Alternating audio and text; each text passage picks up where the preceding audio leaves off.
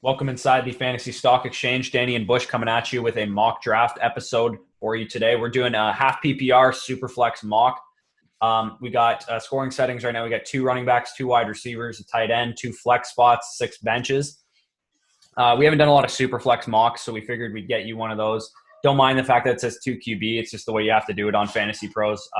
Highly recommend this platform for doing mock drafts. You can do mock draft lobbies with your friends and then fill out the rest of the slots with computers so it goes faster. You're not stuck waiting for random guys just to pick freaking, Colin Kaepernick in the first round.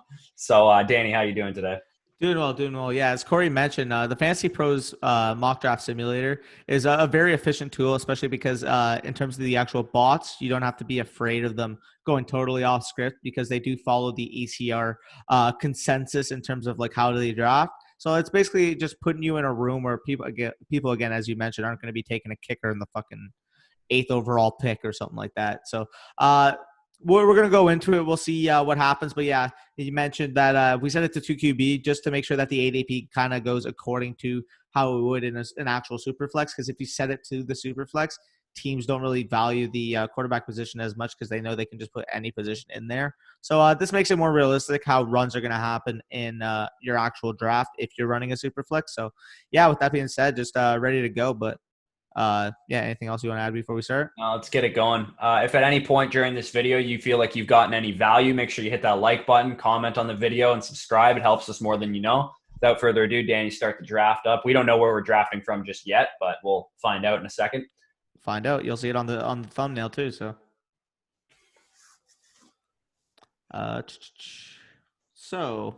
let me see.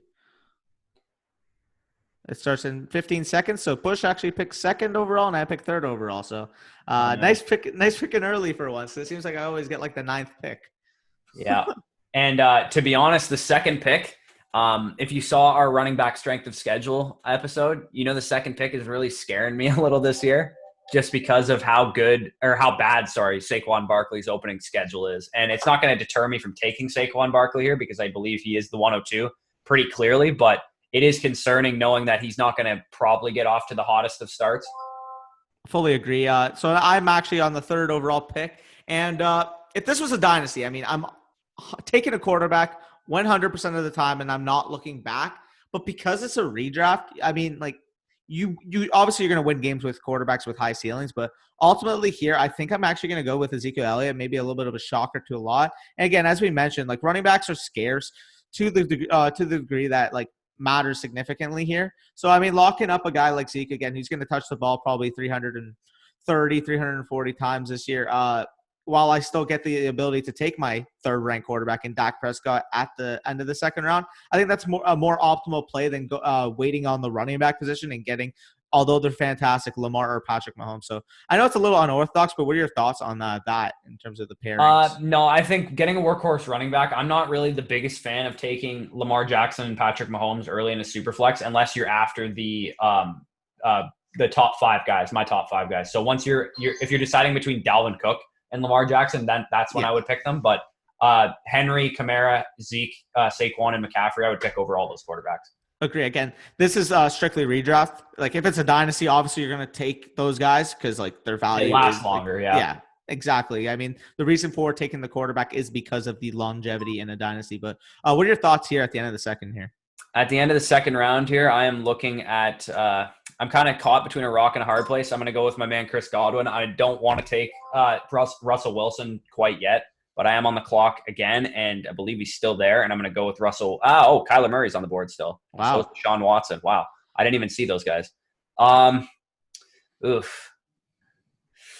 Yeah, I'm gonna go with my QB3 here in Deshaun Watson. So lock up my first quarterback, and I got kind of one at every position. I got a starting running back, starting receiver, and starting quarterback thus far. For sure. I really like how your team's kind of lining up there. Again, we both locked up our QB3, so pretty happy about that. And I'm going to actually give you the draft board look because I kind of got a comment on that last time. Yeah. But to me here, this may seem as a shock. I do want to lock up my 2nd quarterback later on, but I'm going to go Melvin Gordon. Again, this is going to seem a little bit early to a lot of people, but when I'm evaluating it, this guy's a top 14 running back for me. I think he's my RB13 right now. And I just see so many times like he's available at the early fourth round. I know I'm not going to get him back at the end of the fourth round. So I do think that's appropriate value on a guy who we both believe in. So like that pick. And then I'm going to let you talk a little bit after I kind of make this pick because the clocks are kind of short. Yeah. Let me just see that Russell Wilson and Kyler are still there, man. Really? I'm just gonna take Kyler. Like the value on that is pretty insane to me. Yeah, now you're gonna tempt me by taking Russell Wilson. I'm not gonna do it, but man, I'm gonna go. I gotta get a running back. Kind of worries me getting James Conner as my RB2, but I'm gonna do it. Yeah, I mean, the upside there is huge. We recently talked on that episode with Dr. Edwin Porras, and just tread cautiously. I mean, if you're getting him at the end of the fourth round, that's really good value on a guy like that. But yeah, these clocks are a little short, so I'll let you talk about your next pick. Yeah, and I'm looking at another running back to get some insurance on James Conner. Jonathan Taylor, Devin Singletary, DeAndre Swift, and Ronald Jones are the next 4 running backs that I have ranked here. And to be honest, I don't know if I like the value of these guys, so I'm gonna take Russell Wilson. Definitely fair. Just checking the receivers here. I really like the value here on a Robert Woods. I think he should be an end of the third. He would have been my pick round. had Ross not been on the board. Yeah, like the value on him is insane here. He should be going at the end of the third, early fourth, simply because, I mean, we saw what he was able to do down the stretch last year. I mean, don't get me wrong, I still believe both him and Cooper Kupp can coexist, but I do think there's enough volume to go around between them. I mean, heck, the team led the league. Jared Goff led the league in passing attempts last year for a reason. And those two studs, especially with losing Cooks, who was another really good receiver when he played for them, I really do think they both can thrive as top 15 options. Oh, man, DJ Chark went off the board. Yeah, I was thinking about him too.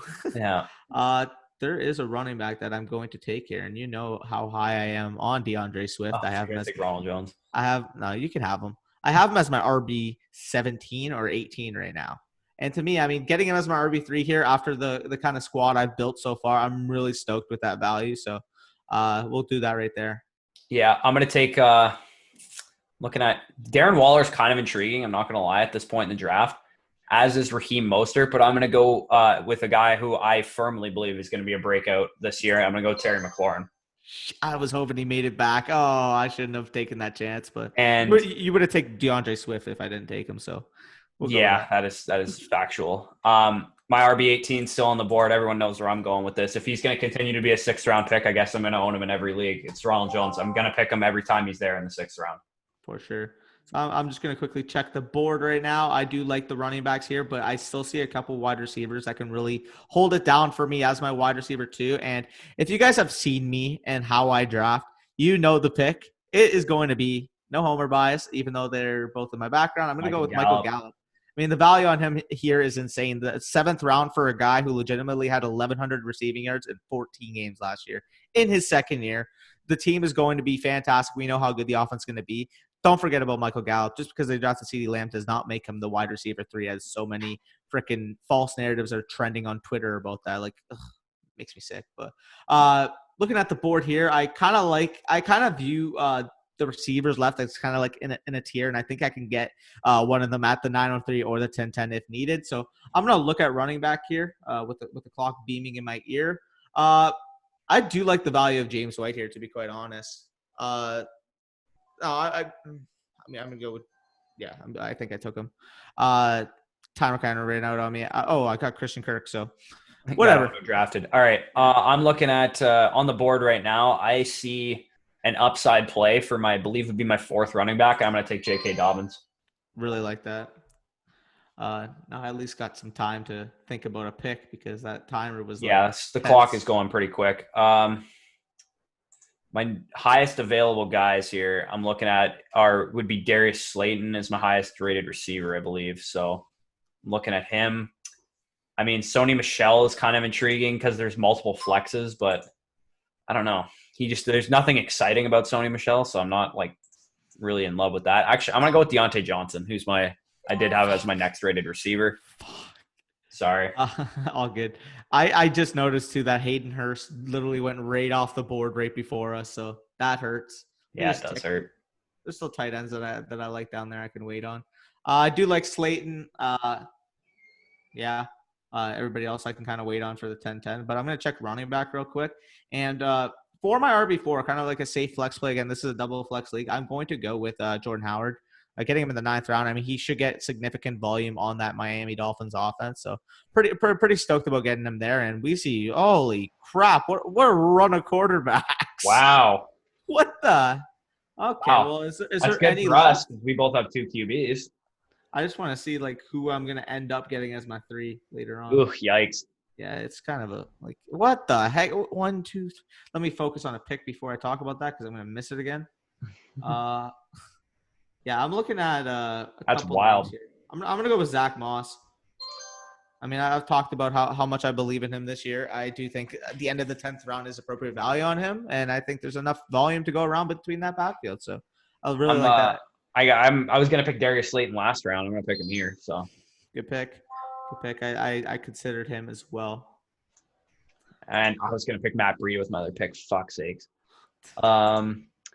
I'm just gonna ruin your life, and I'm gonna take Johnny Smith right now. Oh my God, I was gonna take him next pick. Yeah, I needed a tight end, and I knew you needed one too, so I figured you're probably gonna take Johnny Smith there. So yeah, that was 100% going to be my pick. So I'm just gonna cry in a corner about it. But looking at the board here, let me just quickly check running backs left.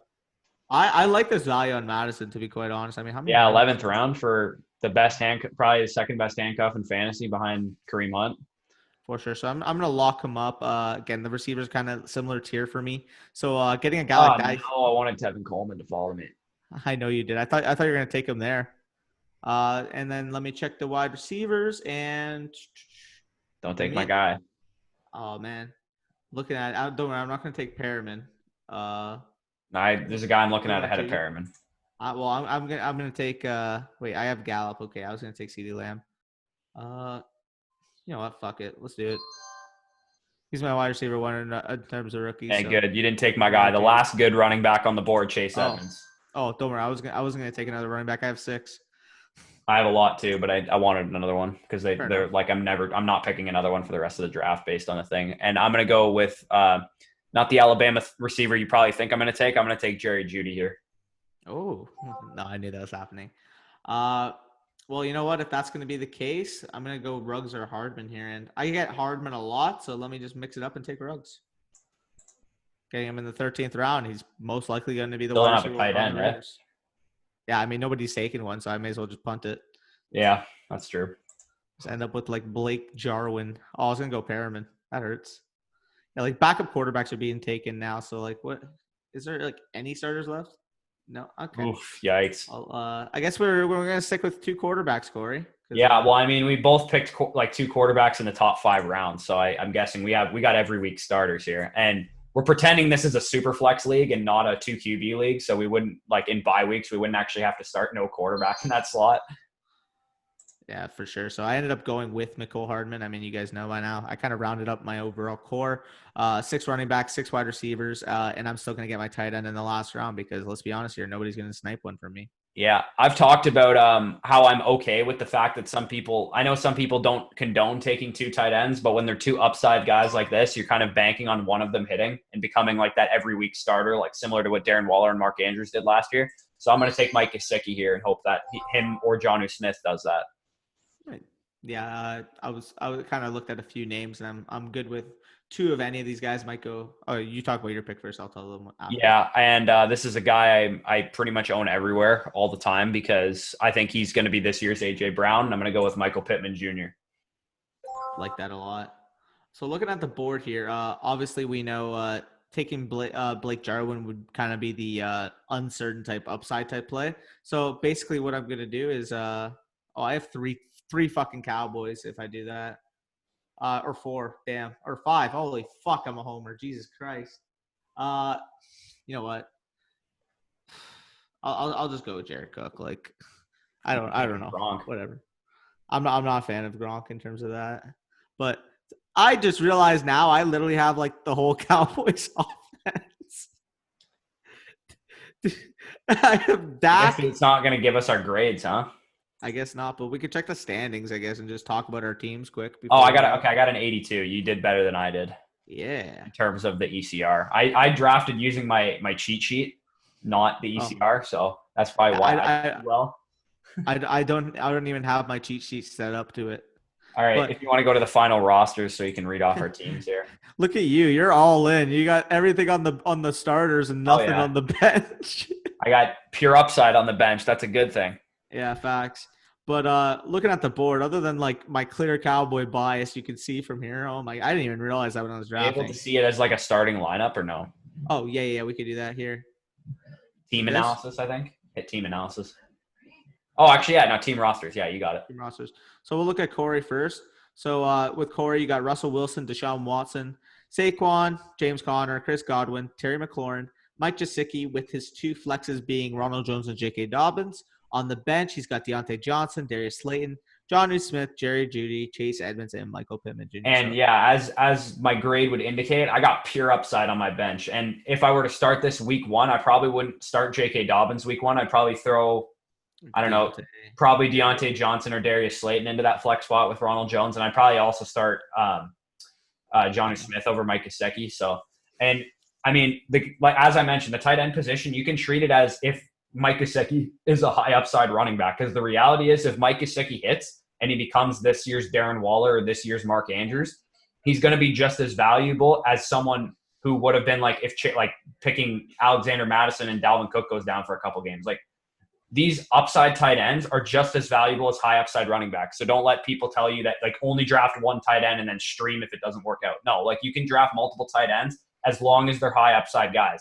If you're going to do what Danny did and wait and get Jared Cook, don't draft another tight end unless he's a high upside tight end. Don't draft Jared Cook and Jack Doyle, because that just doesn't make any sense. That's like a Lucas Wet dream right there. Yeah, no, you draft, if you're going to draft an extra tight end, make sure he's just like a pure upside guy. And ideally you want a guy that's, you can just pretty much cut after week 1 or 2, because you can tell like what their role is or whatever. And I think Gesicki, we're going to know pretty soon if he has a big role or not. Agreed. Again, like the only reason I didn't even take Blake Jarwin was simply because like my Cowboys homerism is apparently evident in this draft. I mean, I ended up with Dak Prescott, obviously the Cowboys quarterback. We all know that. I defend him on Twitter basically every day. Kyler Murray, great upside there. Have that 2 pairing. Ezekiel Elliott and Melvin Gordon. Again, Ezekiel Elliott, another Cowboy. Robert Woods, Michael Gallup, another Cowboy. Jared Cook, again, providing that safety. I would have went Blake Jarwin, but you know the theme of my team. And as my flexes, I have DeAndre Swift, my RB17 in redraft. He's just going off as an incredible value. Jordan Howard, Christian Kirk, CeeDee Lamb, you know the theme.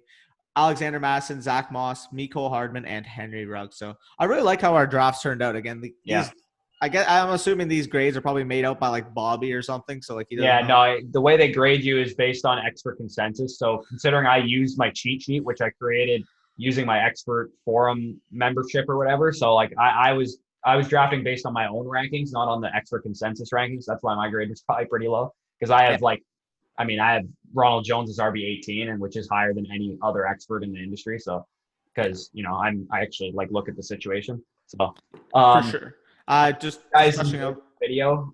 Make sure you guys hit the comment button or comment on the video. Tell us how we did. Tell us that Danny's a huge homer, because he is.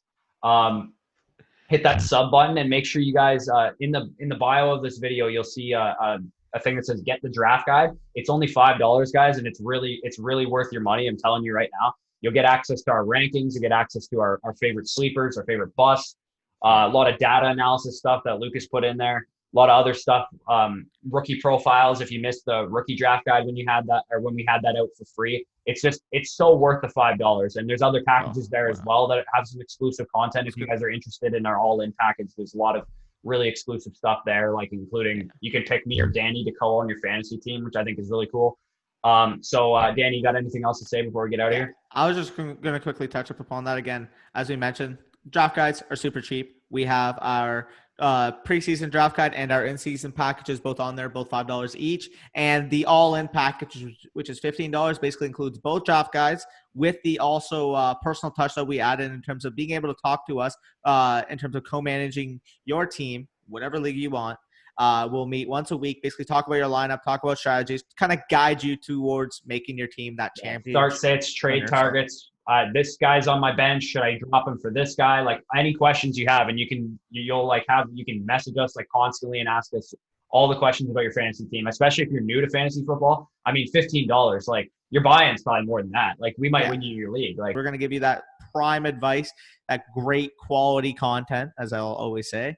But yeah, other than that, you guys know about the draft guide right now. Link is in the description. And Corey, anything you want to add, or can we head out of here? No, this is the longest outro of all time. Peace out, guys. Take it easy. Peace out.